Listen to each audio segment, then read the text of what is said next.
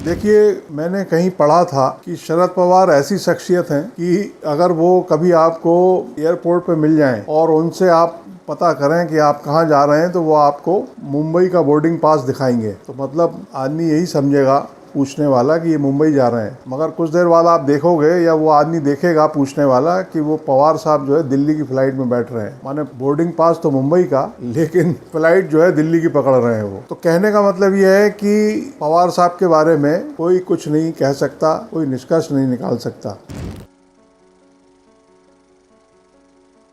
नमस्कार दोस्तों, आपके अपने YouTube चैनल एक बात कही में आपका स्वागत है। मैं राजेश चतुर्वेदी एक बार फिर हाजिर हूँ आपके सामने। दोस्तों, पिछले कुछ दिनों से 3-4 दिन से ये खबर देखने को मिल रही है, पढ़ने को मिल रही है कि भारतीय राजनीति के रहस्यमयी किरदार शरद पवार को भारतीय जनता पार्टी ने एक ऑफर दिया है। और वो ऑफर इसलिए दिया है क्योंकि सब जानते हैं कि इस बार विपक्षी दलों ने 26 विपक्षी पार्टियों ने INDIA गठबंधन एक तैयार किया है और शरद पवार उस गठबंधन के एक इम्पोर्टेंट घटक हैं। तो बीजेपी, जैसा कि हम लोगों ने देखा है कि INDIA गठबंधन की पहली बैठक पटना में हुई जून में और दूसरी हुई बेंगलुरु में जुलाई में। तो लगभग पहली से दूसरी के बीच इस अंतराल में INDI गठबंधन के मुख्य घटक NCP उसमें टूट हो गई और जबरदस्त टूट हो गई। तो अब जो अगली बैठक होने वाली है मुंबई में बेंगलुरु के बाद तीसरी बैठक, तो ये जो ऑफर है जो बीजेपी ने दिया है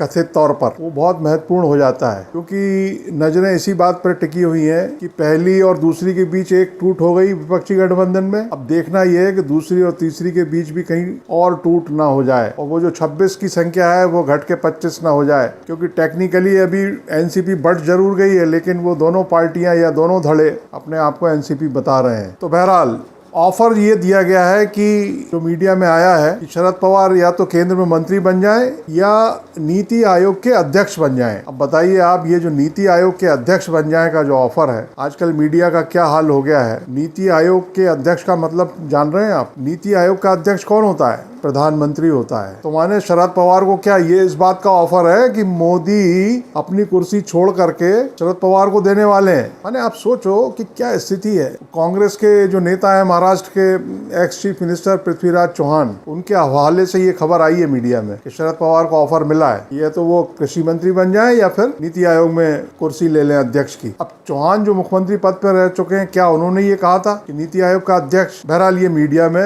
ये क्या स्थिति है, ये तो ये बात है। मगर इस वीडियो में जो चर्चा करेंगे वो शरद पवार की करेंगे। देखिए, मैंने कहीं पढ़ा था कि शरद पवार ऐसी शख्सियत हैं कि अगर वो कभी आपको एयरपोर्ट पे मिल जाएं और उनसे आप पता करें कि आप कहाँ जा रहे हैं तो वो आपको मुंबई का बोर्डिंग पास दिखाएंगे। तो मतलब आदमी यही समझेगा पूछने वाला कि ये मुंबई जा रहे हैं, मगर कुछ देर बाद आप देखोगे या वो आदमी देखेगा पूछने वाला कि वो पवार साहब जो है दिल्ली की फ्लाइट में बैठ रहे हैं। माने बोर्डिंग पास तो मुंबई का, लेकिन फ्लाइट जो है दिल्ली की पकड़ रहे हैं वो। तो कहने का मतलब ये है कि पवार साहब के बारे में कोई कुछ नहीं कह सकता, कोई निष्कर्ष नहीं निकाल सकता। उनकी जो राजनीति है, आप देखिए कि 50 साल की राजनीति में शरद पवार ने अपने दोनों हाथों में लड्डू लेके रखे हैं और जो उनकी पार्टी में विभाजन हुआ या जो बगावत हुई, उसकी जो पटकथा है वो तो खुद पवार ने 1978 में लिखी थी। अब दादा साहब पाटिल की सरकार गिरी थी और पवार जो है 18 महीने के लिए मुख्यमंत्री बन गए थे। माने कांग्रेस की, इंदिरा गांधी की इतनी मजबूत लीडरशिप के रहते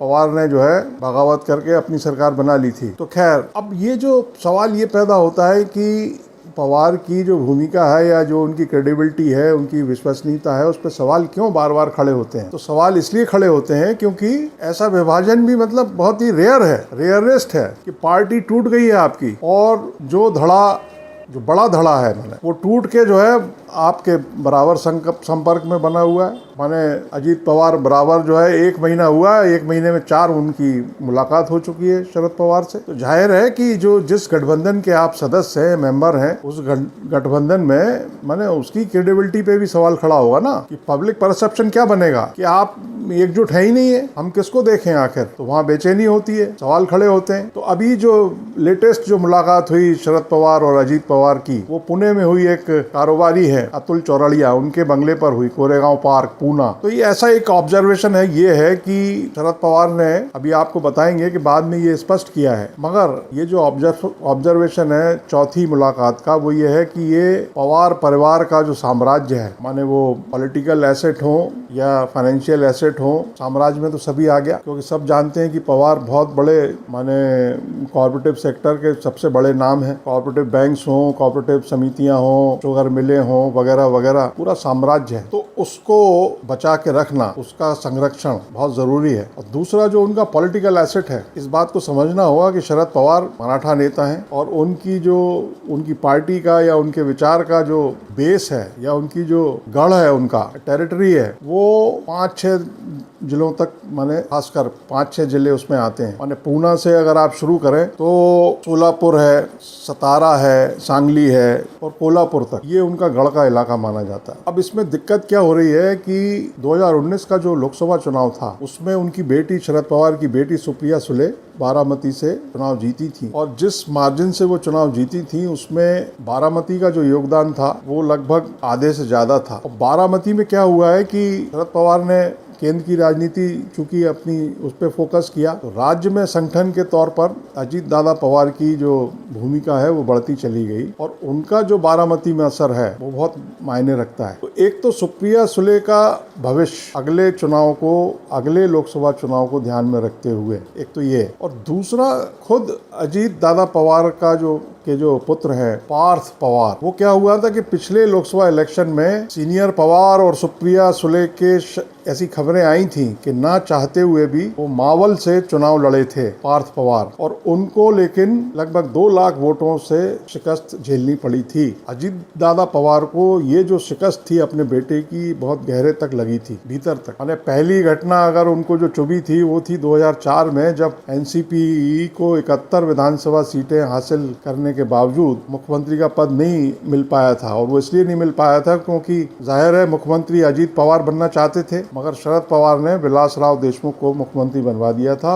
और अजीत दादा पवार 2004 में भी रह गए थे। 2019 में उनका बेटा शिकस्त खा गया। तो ये जो चौथी बैठक हुई पूना के कोरेगांव पार्क में, ये एक ऑब्जर्वेशन है, ऐसा माना जा रहा है कि ये परिवार की, पवार परिवार की जो माने पूरी मिल्कियत है राजनीतिक और आर्थिक, उसको संरक्षित करने का मामला भी है। हालांकि इस बैठक में जयंत पाटिल भी उपस्थित थे, मगर ऐसा मान रहे हैं लोग कि ये जो बैठक है ये चाचा भतीजे के बजाय 2 पिताओं की बैठक ज्यादा थी, क्योंकि इसमें जो मुख्यमंत्री हैं महाराष्ट्र के एकनाथ शिंदे, उनका भी एक फैक्टर है, वो भी मराठा हैं और उनकी कर्मभूमि भले ही ठाणे मानी जाती हो, मगर उनका जो पैतृक स्थान है या उनका जो गृह नगर है वो सतारा है। तो ऐसी स्थिति में पवार ये बिल्कुल नहीं चाहेंगे कि एकनाथ शिंदे का दखल इस टेरिटरी में, जो उनके 5 जिले हैं, उसमें उनका दखल बढ़े। तो इन सारी चीजों के मैनेजमेंट के लिए अजीत पवार की जो भूमिका है बहुत इंपॉर्टेंट हो जाती है। जहां तक सवाल विभाजन का है, तो वाकई ऐसा विभाजन हाल के वर्षों में तो दिखाई नहीं दिया कि शरद पवार एक तरफ 5 जुलाई को जब अजीत पवार शपथ लेते हैं, उसके बाद ये ऐलान करते हैं कि मैं अब पूरे प्रदेश का दौरा करूंगा, रैलियां करूंगा और संगठन को फिर से खड़ा करूंगा। मगर 1 महीने में उनकी कितनी रैलियां हुई हैं, कितने दौरे हुए हैं, वो देखा जा सकता है। कितने संगठन तैयार हो गए हैं। विधायकों की स्थिति है कि विधानसभा का जो सत्र हुआ मानसून का, वो 17 जुलाई से शुरू होकर के 4 अगस्त को खत्म हो गया, मगर कोई व्यक्ति ये नहीं जान पाया कि एनसीपी के कितने विधायक किस धड़े के साथ हैं, अजीत पवार के साथ कितने विधायक हैं और शरद पवार के साथ कितने विधायक हैं। हालांकि खुद शरद पवार ने अभी 2 दिन पहले वो थे, शायद छत्रपति संभाजी नगर में थे, वहाँ उन्होंने पत्रकारों को बताया, जब उनसे पूछा गया कि आपके साथ कितने विधायक हैं, तो उन्होंने कहा 0। तो आप समझिए स्थिति क्या है। माने जो लोग ये शंका करते हैं ना कि सब मिली जुली है, ये शरद पवार के इशारे पे ही हो रहा है, तो वो ये शंका करने का पूरा अवसर भी मिलता है उनको। तो शरद पवार ने कहा कि हमारे विधायक 0 है, कोई विधायक नहीं, सारे विधायक 54 के 54 अजीत पवार के साथ है। तो उस बैठक में, पूना की बैठक में जयंत पाटिल भी थे।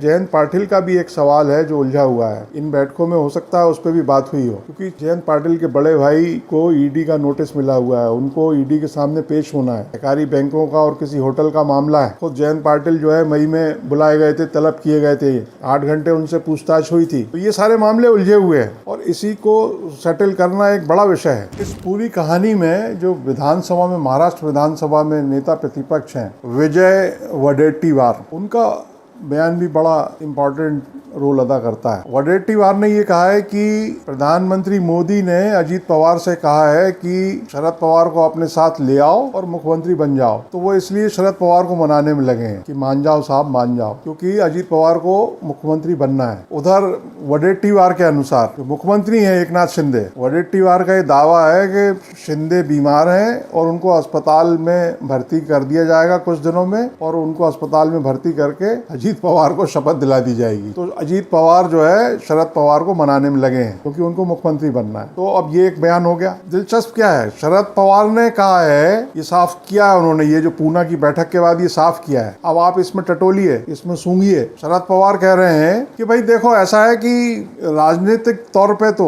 बीजेपी के साथ कोई हमारा गठजोड़ या समझौता फिट नहीं बैठता है, हमारी जो राजनीतिक नीति है उसमें फिट नहीं बैठता है, और हम जो है बीजेपी से कभी गठबंधन नहीं करेंगे। हाँ, ये जरूर है कि हमारे जो कुछ शुभचिंतक हैं, मैंने quote unquote double inverted comma में पढ़ी है, हमारे जो कुछ शुभचिंतक हैं वो हमें मनाने में लगे हैं मुझको, और वो ये भी टटोलते रहते हैं शुभचिंतक कि मैं मान रहा हूँ कि नहीं मान रहा हूँ। अब वो अजीत दादा पवार का नाम तो ले नहीं सकते हैं। तो ये जो नेता प्रतिपक्ष है वडेट्टीवार, इनकी बात में दम नजर आता है ना कि अजीत दादा पवार को ये कहा हुआ है कि शरद पवार को अपने साथ ले आओ, अपने चाचा को एनडीए में ले आओ और मुख्यमंत्री बन जाओ, यानी वो एक पे एक फ्री वाली स्कीम। तो ये महाराष्ट्र की सियासत में चल रहा है। अगली जो बैठक है इंडिया अलायंस की, इंडिया अलायंस की भी सांसें ऊपर नीचे हो रही हैं और होंगी, लाजमी है। अगर शरद पवार कह रहे हैं कि नहीं मैं इंडिया अलायंस में ही रहूंगा, और उन्होंने बीजेपी की ये पूना की बैठक के बाद आलोचना भी की है और ये कहा है कि वो समाज को बांट रही है वगैरह वगैरह तमाम, मोदी की भी आलोचना की है, मणिपुर का भी जिक्र किया है शरद पवार ने, और ये कहा है कि हम तो मुंबई में होने वाली बैठक की तैयारी कर रहे हैं, इंडिया अलायंस की जो बैठक होने वाली है। तो शरद पवार अभी तो यही कह रहे हैं कि मैं आज